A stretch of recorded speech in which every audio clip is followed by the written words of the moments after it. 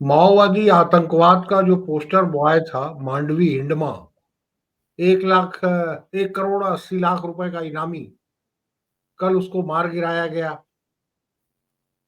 क्या इस पूरे घटनाक्रम से ये माना जाए कि नक्सल आतंकवाद का सफाया हो गया? देखिए, इस दिशा में ऑलरेडी मुझे लगता है 1 डेढ़ साल से काम चल रहा है। हालांकि कई जी। वर्षों से पुलिस का इंफ्रास्ट्रक्चर जो है वो स्ट्रेंथन हो रहा है, पुलिस आगे बढ़ रही है, सुरक्षा बलों को काफी सफलताएं मिली है कई वर्षों से।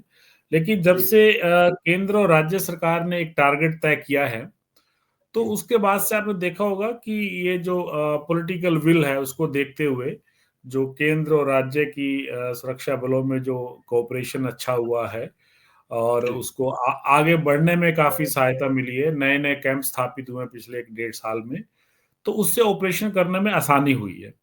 तो जी। उसके रिजल्ट सामने आ रहे हैं। अभी मई में जब जनरल सेक्रेटरी इसका सीपीआई माउस का बसवा राजू जी। मारा गया, जी।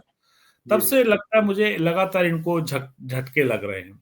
इनके जी। कई सीसी मेंबर मारे गए हैं। जो सचिव था यहाँ पहले, राजू जी। दादा बोलते हैं, रामचंद्र रेड्डी, वो मारा जी। गया। उससे वो जो पहले का था कोसा, वो मारा गया।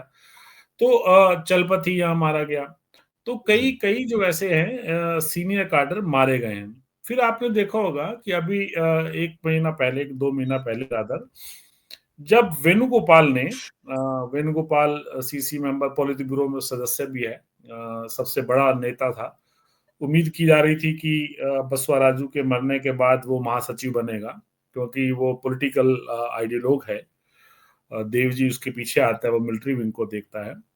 लेकिन जब वेणुगोपाल ने कुछ चिट्ठियां जारी की शांति वार्ता की सरकार के साथ, और माहौल बनाने की कोशिश की, तो सरकार ने उसकी बात को माना नहीं। जी। सरकार चाहती थी कि एक स्थायी शांति की बात हो।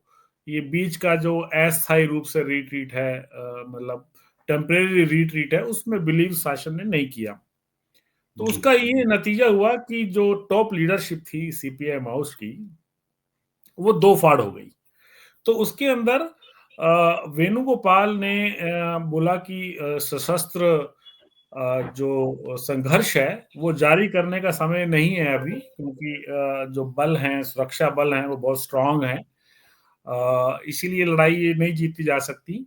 तो उन्होंने अपने कार्डर्स को कहा कि इसको अभी विराम देना सही होगा। जी। तो उन्होंने अपने गढ़चिरौली के काडर्स थे, कुछ टेक्निकल डिपार्टमेंट के काडर थे, उनके साथ गढ़चिरौली में पिछले माह उन्होंने कुल 61 लोग थे, उनके साथ दो स्टेट कमेटी के सदस्य थे, और वेणुगोपाल खुद प्लस दूसरे सभी लोग वेपन्स के साथ इन्होंने आत्मसमर्पण किया। जी। ये समर्पण हुआ तो आपने देखा होगा गढ़चिरौली डिवीजन, उत्तर बस्तर डिवीजन, मार डिवीजन, इन लोगों ने भी सोनू की जो है बात है उसको सहमति दी अपनी, जी। कि हाँ ये ठीक कह रहे हैं। तो उसके बाद जो एक और सीनियर लीडर था, रुपेश नाम है, वो सतीश उर्फ कोपा भी बोलते हैं, वासुदेवन, जी। वो भी अपने 210 करीब लोगों को लेकर बस्तर में उसने आत्मसमर्पण किया। वो भी वेपन्स के साथ, अधिकांश लोग वेपन्स के साथ थे।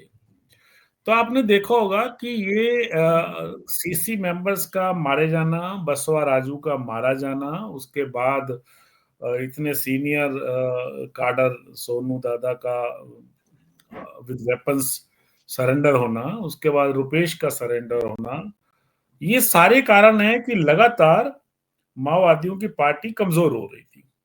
अब इसके बाद कुछ नाम बच जाते थे। देखिए, जो साउथ बस्तर आता है, जो पश्चिम बस्तर आता है, उसके माओवादियों ने अभी, अधिकांश लोगों ने सरेंडर नहीं किया, थोड़े थोड़े बीच में करते रहते हैं। बटालियन एक सबसे बड़ी मिलिट्री फॉर्मेशन माओवादियों की है 2009 से, और इनमें 140-50 लोग बने रहते हैं।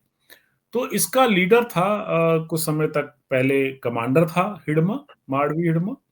और उसके बाद जब एक दूसरे को इसका चार्ज दिया, तो उसके बाद ये कमांडर इन चीफ बन गया साउथ का, जो सब जोनल ब्यूरो है उसका, मतलब साउथ का पूरा जो क्षेत्र है उसका वो अभी मिलिट्री इंचार्ज था। जी। तो अब ऐसी स्थिति में जब माओवादियों ने करीब 1 साल 1.5 साल पहले से ये सोचा हो कि डिफेंसिव मोड में जाएंगे, वो अभी लड़ाई लड़ने की क्षमता उनकी नहीं है। ये भी उनके पुलिस ब्यूरो का निर्णय था। अपने आप को बचा के रखना है, पुलिस के एनसर्कलमेंट में नहीं आना है, उनसे बचना है।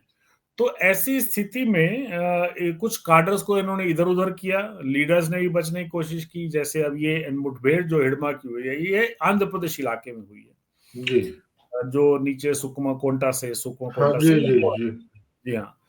तो ये बचने की कोशिश थी, लेकिन इस दौरान आंध्र प्रदेश की पुलिस के साथ उनका एनकाउंटर हुआ है और वो मारे गए हैं। वो है, उसकी पत्नी है, कुछ और काडर है। जी तो निश्चित ही माड़वी हिडिमा का मारा जाना एक बड़ी सफलता सुरक्षा बलों के लिए मैं कहूंगा। लेकिन अभी मुझे लगता है लड़ाई इसको टोटल खत्म नक्सलवाद हो गया इसके साथ, ऐसा मानना थोड़ी सी जल्दबाजी होगी। क्योंकि मैंने जैसे कहा, अभी बटालियन के काफी लोग और बाकी हैं, उनका कमांडर भी बाकी है। पश्चिम बस्तर के जो स्टेट कमेटी का जो है पापारा, वो बाकी है।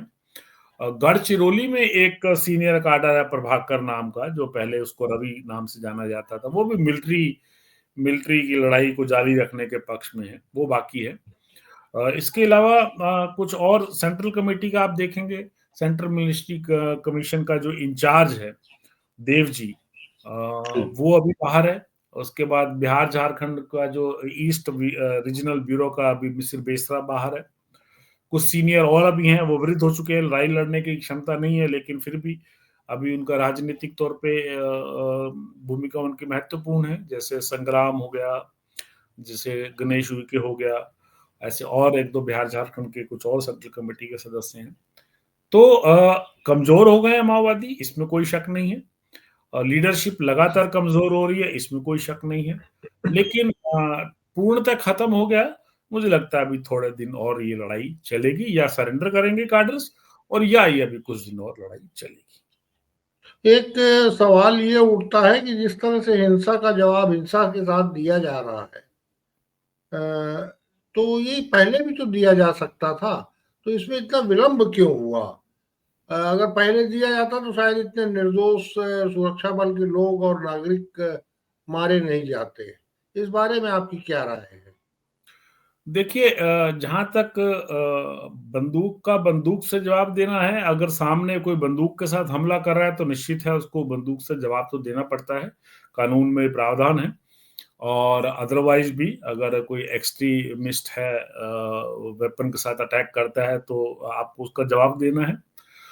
लेकिन जैसे आपने कहा कि पहले ये कार्रवाई क्यों नहीं हो पाई, तो आपने जी देखा होगा कि देखिए, ये कई सालों से लगातार कई स्कीम्स में पुलिस लगातार जो है मजबूत हो रही है। मजबूत पुलिस जो है एकाक मजबूत नहीं हो पाती है, उसको समय लगता है। उसके लिए संसाधन जुटाने पड़ते हैं, अंदर कैंप्स बनाने पड़ते हैं, पुलिस की भर्ती करनी पड़ती है।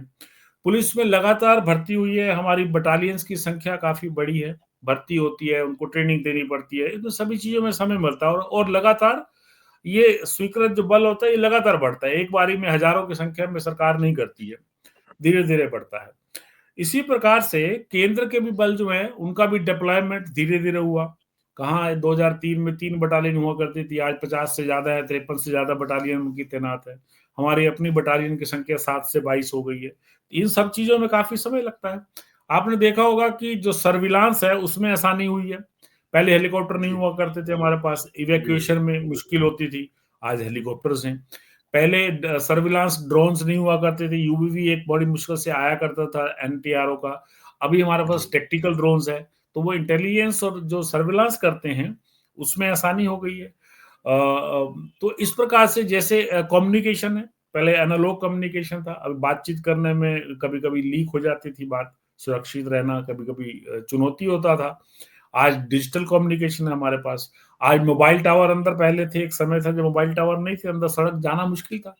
आज फिर अंदर धीरे धीरे वहां पर मोबाइल टावर्स, पुलिस के जो सुरक्षा बलों के जो कैंप्स हैं वहां पर, उसी के कैंपस में उनको स्थापित किया ताकि सुरक्षित रह सकें।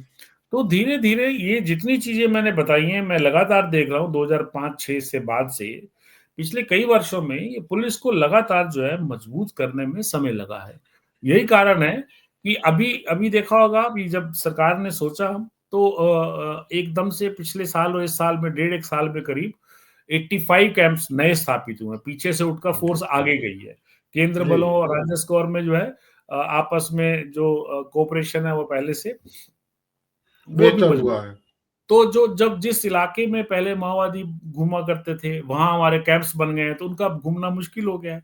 यही कारण है सरेंडर होने पे मजबूत हुए हैं, क्योंकि या तो मरेंगे ये, क्योंकि घूमने की जगह नहीं है, छिपने की जगह नहीं बची है, कम बची जी है। जी जी। तो ये कारण है कि थोड़ा इस समय को समय लगा है। तो नक्सल समस्या के समाधान के लिए इसको राजनीतिक इच्छा शक्ति की कमी माना जाना चाहिए कि जिसके कारण समाधान में विलंब हुआ, या सुरक्षा बलों को ऐसी छूट नहीं मिली अब तक। ये नहीं, मैंने समस्या का जैसे अभी समाधान तो नहीं नहीं ऐसा नहीं है, मैं लगातार देख रहा हूँ उस चीज को। यहाँ पर मैंने जैसे अभी कहा कि पुलिस के संसाधनों को बढ़ने में समय लगा है, ना इसमें कोई कभी रोक लगी थी, ना ऐसी कोई बात नहीं थी।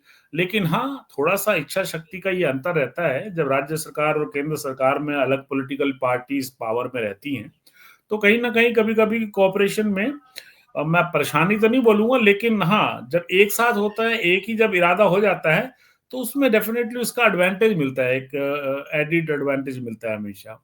एक चीज और बेहतर हुई है समय के साथ, वो हुई है डीआरजी और बस्तर फाइटर्स का गठन होना। पहले जो हमारे पास बल था, उसके अंदर जो लोकल बल था वहां का, बस्तर का, उसकी संख्या कम थी। पुलिस के हाथ में ऐसा रिजर्व फोर्स कम था। सरकारों ने धीरे धीरे डिस्ट्रिक्ट रिजर्व गार्ड को सैंक्शन किया। ये वही जवान थे जिनके कुछ भाई बंधु उधर नक्सल में भी थे। तो इनके आने से ये बस्तर फाइटर बल था, ये भी लोकल बल हुआ। इस बल के आने से ये हुआ कि ऐसे इलाके लड़के हमारे पास आ गए जिनको वो रास्ते मालूम है, जिनको वो छिपने के इलाके मालूम है, जिनको उनकी लैंग्वेज मालूम है, तो उनके कल्चर मालूम है, तो जो है संपर्क करने में और टैकल करने में समस्या को आसानी हुई। तो मुझे लगता है ये केवल समय की बात है, क्योंकि संसाधन मजबूत होने में पुलिस को समय लगता है, सुरक्षा बलों को आने में समय लगता है। मैंने बोला 3 बटालियन से 53 बटालियन केंद्र सरकार की एक बारी में नहीं आ सकती। केंद्र ने भी अपनी बटालियन की संख्या बढ़ाई, स्वीकृत की, नई बटालियन गठित हुई। तो कभी आईटीबीपी को लाना, कभी यहाँ बीएसएफ को लाना, सीआरपी को लगातार बढ़ना, यहाँ तक कि जब रेलवे लाइन अंदर रावघाट तक बिछ रही थी, तो आरपीएफ को भी रिक्वेस्ट किया गया, आरपीएफ ने भी अपने सिक्योरिटी बल यहाँ पर तैनात किए। तो ये सारी चीजों में केवल समय लगा है। तो जी। अभी जो थोड़ा सा पॉलिटिकल ज्यादा विल हुई, खत्म करने का एक निर्णय लिया, तो बाकी चीजें सारी पैरेलल काम करती है, तो केवल इसकी बात है। तो हम लोगों ने मांडवी हिडमा न जो नक्सलियों का शीर्ष आतंकी था, और एक तरह से पोस्टर बॉय भी था आतंक का, 1 करोड़ 80 लाख रुपए का इनामी था। इसके मारे जाने के बहाने हम लोगों ने छत्तीसगढ़ के पूर्व पुलिस महानिदेशक और नक्सल मामलों के खास जानकार आर के विज जी से बढ़िया शानदार चर्चा की। उन्होंने कई नई जानकारियां दी। हमारे दर्शक भी नई जानकारियों से रूबरू हुए, लैस हुए। विज साहब, आपका बहुत बहुत धन्यवाद, आपने बहुत समय दिया थैंक यू। है। थैंक यू अगले नए विषय के साथ आपसे फिर चर्चा होगी। जी, बिल्कुल। धन्यवाद, धन्यवाद। धन्यवाद धन्यवाद धन्यवाद। Thank you so much.